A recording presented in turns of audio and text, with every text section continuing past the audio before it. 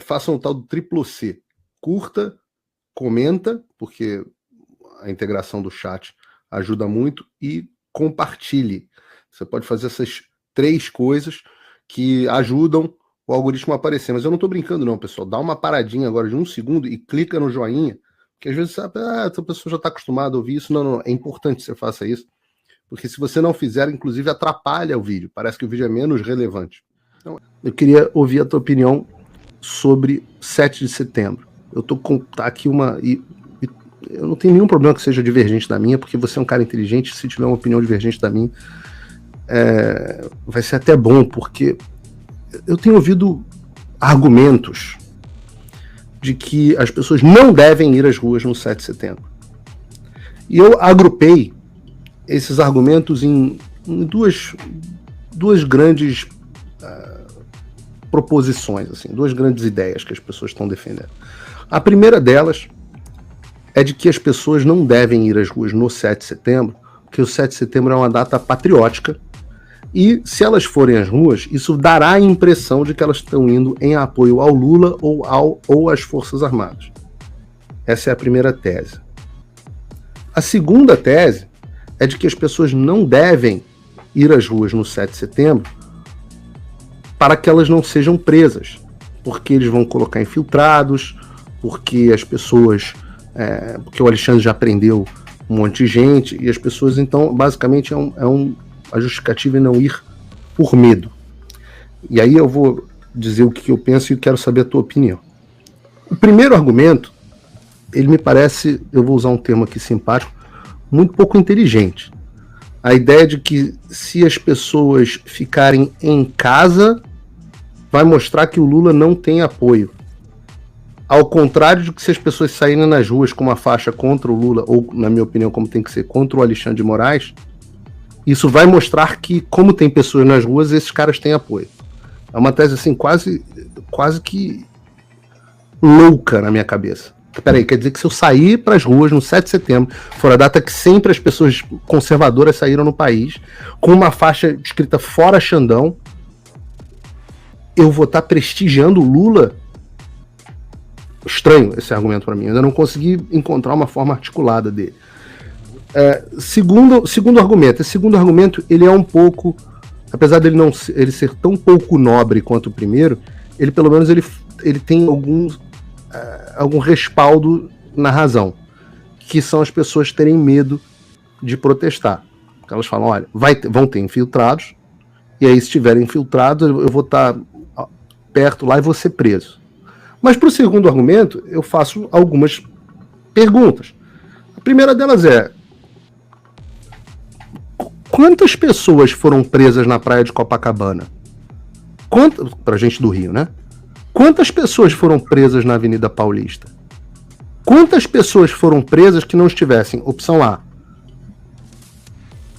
de forma completamente atrasada e inocente, em quartel das Forças Armadas, que naquele momento eram comandadas pelo Lula já, ou pessoas que tenham caído na pilha dos infiltrados e tenham adentrado como inocentes prédios públicos.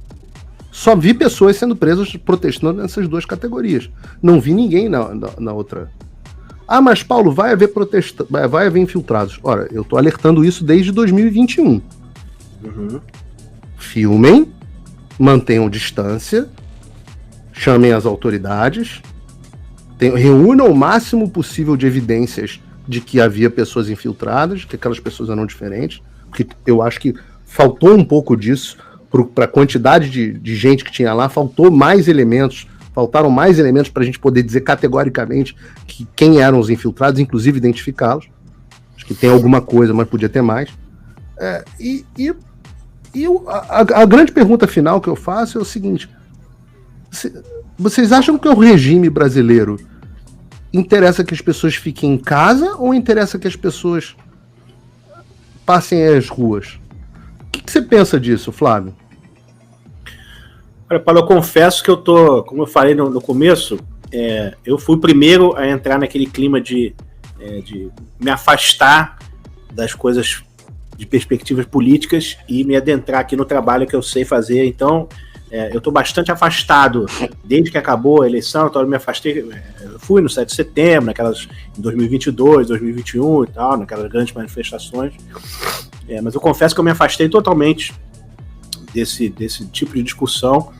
E eu não seria a pessoa mais indicada para dar uma opinião o que as pessoas devem fazer ou não nesse momento, até porque minha mente está muito afastada disso, né? Por outro lado, a gente não sabe exatamente qual é o contexto, que a gente não sabe exatamente em que terreno que a gente está pisando, né? Você tem razão quando você falou que pessoas não foram presas em Copacabana ou na Paulista, mas a gente já está num momento um pouquinho diferente daquele no qual as pessoas não foram presas. A gente não sabe. Então, eu acho que há algum risco com essa coisa dos infiltrados e tal, há algum risco. O fato de haver risco não é motivo para você não correr o risco, porque eu acho que sim. Desculpa, eu tô tocando. Eu acho que faz parte correr risco. Eu acho que as pessoas na rua é um fator importante na política, porque a gente está num clima de muito conforto. O regime está extremamente confortável.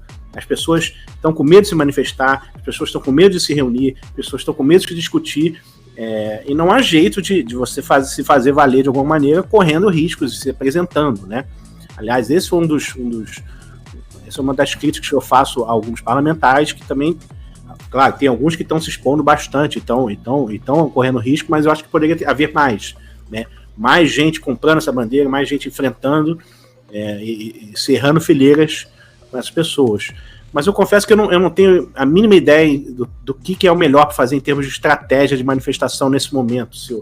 Se é bom ir no 7 de setembro, se é bom ir numa data... A princípio, em tese, eu acho que a manifestação popular eu acho que é importante. Você vê algum caminho de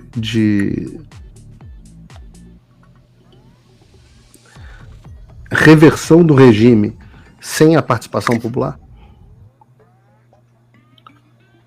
Difícil a pergunta, porque a gente está numa fase também que a participação popular, ela de fato está com tanto pouca capacidade, tão pouco poder, eu acho. Por exemplo, diferente em outros contextos, a gente teve no impeachment da Dilma, e mesmo um pouco depois, assim, aquelas manifestações. Você vê que em pleno governo Bolsonaro a gente teve manifestações populares expressivas, e o próprio governo meio que não as considerou como um agente fator extremamente poderoso, né? Tanto que preferiu se voltar para outras formas ali, tentar arranjos ali internos, institucionais. Teve a coisa da cartinha do Temer. Talvez tenha sido um grande erro, né? Pode ter sido um grande erro, mas o que eu digo é que eu não tenho como avaliar exatamente o poder dessa participação popular. Eu acho que cada vez a gente perdeu muito isso de 2015 para cá, digamos, em menos de 10 anos ali, coisa de 7 anos, a gente perdeu muito a relevância. Você perdeu ou isso é apenas uma impressão?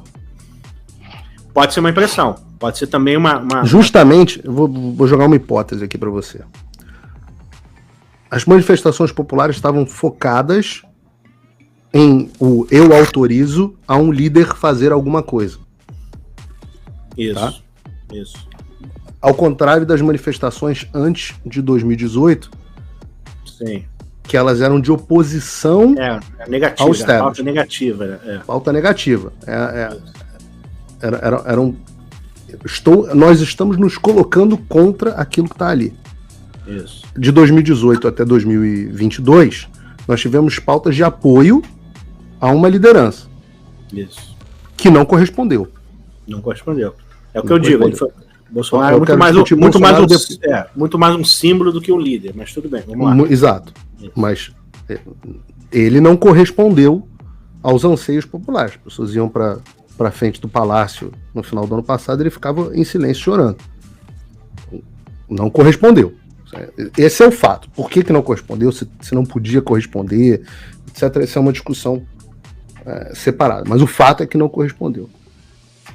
Você não acha que é isso que gera a impressão falsa de que as manifestações populares não têm efeito? Qual é o impacto? Vamos criar um cenário aqui. Eu não acho que vai acontecer, porque eu acho que o processo de construção de rua ele é um processo que precisa ser refeito. Sim. Mas vamos criar um imaginário aqui, um cenário imaginário, hipotético, onde no dia 7 de setembro fossem as ruas 1 milhão de brasileiros com placas fora Alexandre de Moraes.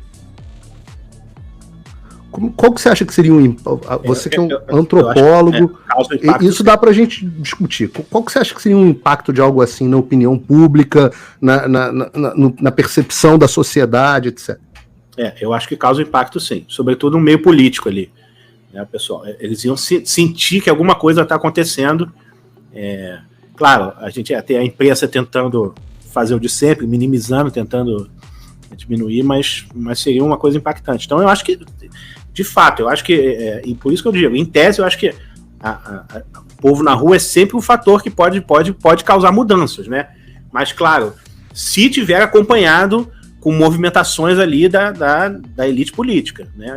Mas você não acha que a elite política, essa é uma outra hipótese aqui, você não acha que a elite política age muitas vezes motivada justamente pela opinião pública e pelo clima? A opinião pública ela não age diretamente, né? O povo na rua não age diretamente, mas ele muda o clima, muda a percepção, e uma característica muito grande das elites políticas é que como elas querem sempre a manutenção do poder, o que elas fazem, elas jogam debaixo do ônibus, elas entregam aqueles que estão dando trabalho.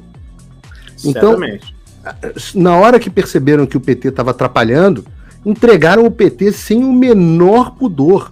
A forma como as elites se reuniram para entregar a cabeça da Dilma foi absolutamente constrangedora.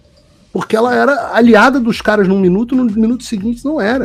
A mudança do Eduardo Cunha. O Eduardo Cunha. Mas o Eduardo Cunha acordou um dia e falou assim, não, agora não. Agora, e eu tô vendo, por exemplo, essa semana a gente tá vendo o Rodrigo Pacheco criticando o STF num editorial. O Rodrigo Pacheco é exatamente o tipo de verme. O Lira também, os dois. Rapidamente. Rapidamente. Assim... E entrega a cabeça do Xandão. Na hora que o sistema perceber assim, eu queria que você falasse sobre isso, porque isso é uma característica revolucionária. Na hora que eles percebem que a cabeça precisa ser entregue pelo bem da revolução, eles entregam sem pudor. Tô errado ou tô certo? Não, sempre. Geralmente é assim, eles farejam o bode expiatório, né? Joga todos os pecados nas costas do bode expiatório e manda para tentar pacificar, né? Isso é um procedimento muito comum, né? Mas o que eu estou falando é o seguinte, eu não sei, realmente, eu acho que houve uma mudança ali estrutural em termos da capacidade de decisão popular, capacidade de influência popular, assim, eu acho que houve uma mudança muito drástica, assim, nos últimos 5 anos, né? De maneira geral, assim, capacidade do povo de tomar decisões, eu acho que houve uma construção para diminuir essa capacidade em todas as esferas, né? Em todas as esferas, e eu acho que essa estrutura de impedir que o povo se manifeste, eu acho que isso vai fazer efeito mesmo que o povo vá para as ruas, entendeu? Eu acho que, digamos, vão criar uma série de blindagens contra essa influência, seja na mídia, seja internamente no meio político. Então eu não sei o efeito, assim, que se teria um efeito assim a curto prazo, né? De todo modo, eu acho que é importante, eu acho que as pessoas devem se manifestar, assim, de alguma maneira. Eu acho que se as pessoas forem nas ruas, eu acho que vai ser uma coisa importante, assim, até para a gente sentir, né, as possibilidades de, né, com o que a gente está lidando, né? Quais são onde é que a gente está podendo, qual é o espaço da oposição nesse novo regime, né? Até para dar apoio aos deputados e senadores que estão lá. Eu acho o seguinte, ô Flávio, eu acho a Fortaleza talvez seja a minha virtude cardinal. Se não é predileta, é quase ela. Pelo menos é porque é a que eu sinto mais falta na nossa sociedade hoje em dia. Sem dúvida. Coragem é o que tá em falta no Brasil. É o que está em falta. Então, eu falo assim, se as pessoas estão amedrontadas a ponto delas sequer estarem dispostas a ver o que acontece caso elas decidam ir às ruas, como é que essas pessoas podem, por exemplo, cobrar os militares que não fizeram o que tinha que ser feito no ano passado? Ou cobrar o próprio presidente Bolsonaro? ou cobrar Sim. os senadores, ou cobrar os jornalistas Sim. de direita, né, os influenciadores, etc. Você não tem coragem para fazer o mais básico, Sim. então você realmente se corrompeu.